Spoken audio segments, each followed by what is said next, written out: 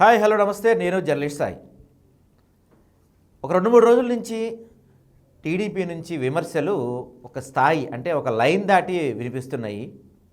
అనరాని స్థాయిలో మాటలంటూ గతంలో వాళ్ళే చెప్పారు, ఎట్టి పరిస్థితుల్లో మహిళల గౌరవానికి భంగం కలిగించాలంటే వ్యాఖ్యలు చేయమని చెప్పిన వాళ్ళే ఈరోజు ఒక స్థాయి దాటి ఒక పరిధి దాటి వ్యాఖ్యలు చేస్తున్నారు.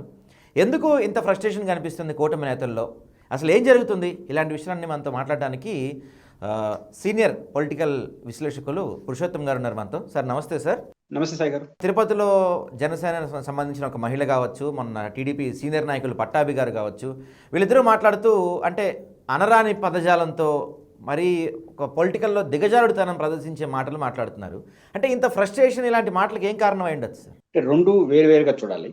ఒకటి తెలుగుదేశం పార్టీ అధికార ప్రతినిధి చెప్పిన దానికి, తిరుపతిలో వైఎస్ భారతి గారు చెప్పిన పైన ఆరోపణలకి విమర్శలకి రెండు వ్యత్యాసాలు ఉన్నాయి. ఒకటి తిరుపతి పాయింట్కి వద్దాం. వైఎస్ఆర్ కాంగ్రెస్ పార్టీకి సంబంధించిన మాజీ మంత్రి ఆర్కే రోజా గారు సూటిగా సీరియస్గా కొన్ని కామెంట్లు చేశారు. ముఖ్యంగా వారు కామెంట్ల ప్రేరణ ఏంటి? వైఎస్ జగన్మోహన్ రెడ్డి గారు తన సతీమణితో ఎప్పుడు ప్రోగ్రామ్స్కి రారు, పూజలు పురస్కారాల్లో పాల్గొనరు, ఇట్లాంటివి చాలా ఏళ్ళ నుంచి చేసుకుంటూ వచ్చారు.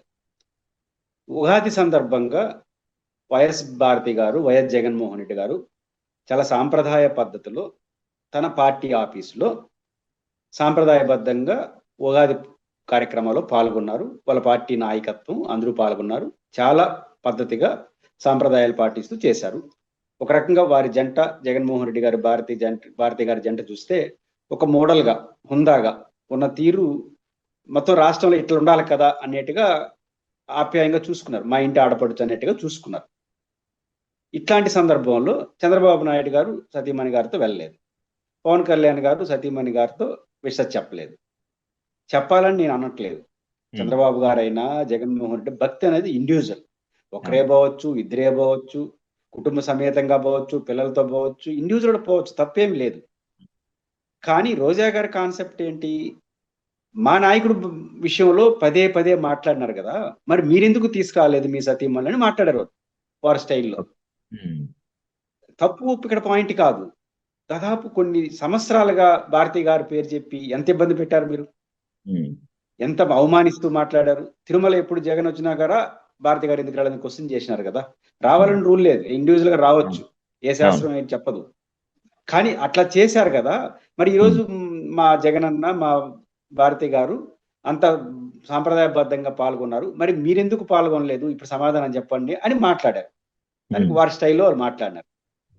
దీనికి మీకు అభ్యంతరం ఉంటే అందులో ఏదన్నా రోజా గారి చేసిన మాటల పట్ల విమర్శించండి, ప్రతి విమర్శలు చేయండి, సమాధానాన్ని డిమాండ్ చేయండి.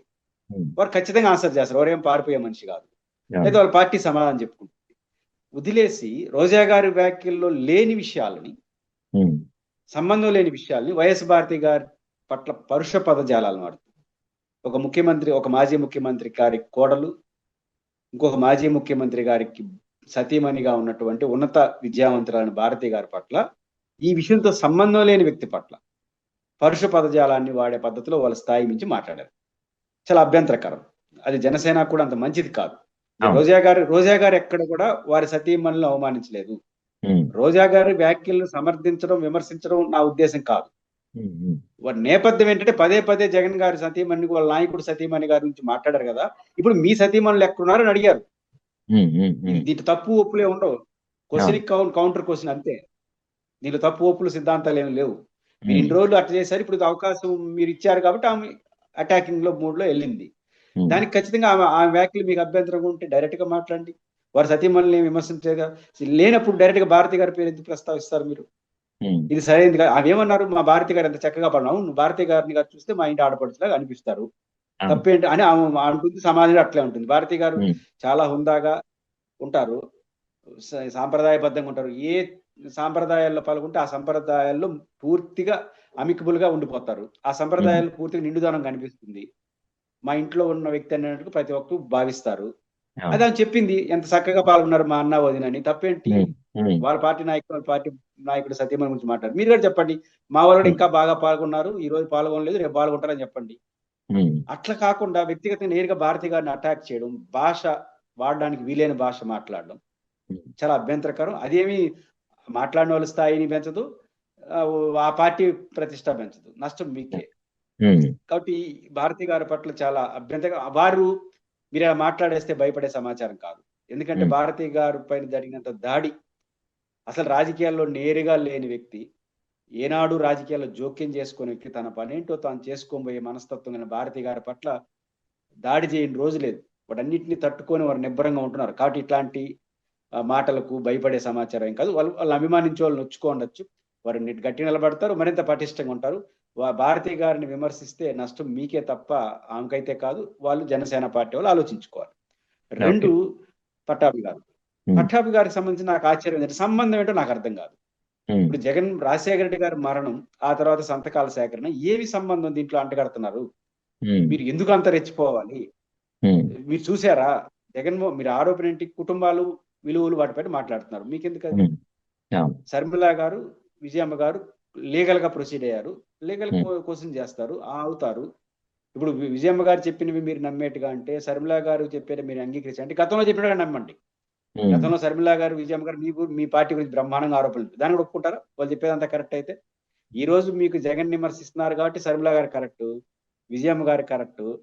గతంలో మిమ్మల్ని విమర్శించారు వాళ్ళు సీరియస్ గా, అది కూడా కరెక్టేగా.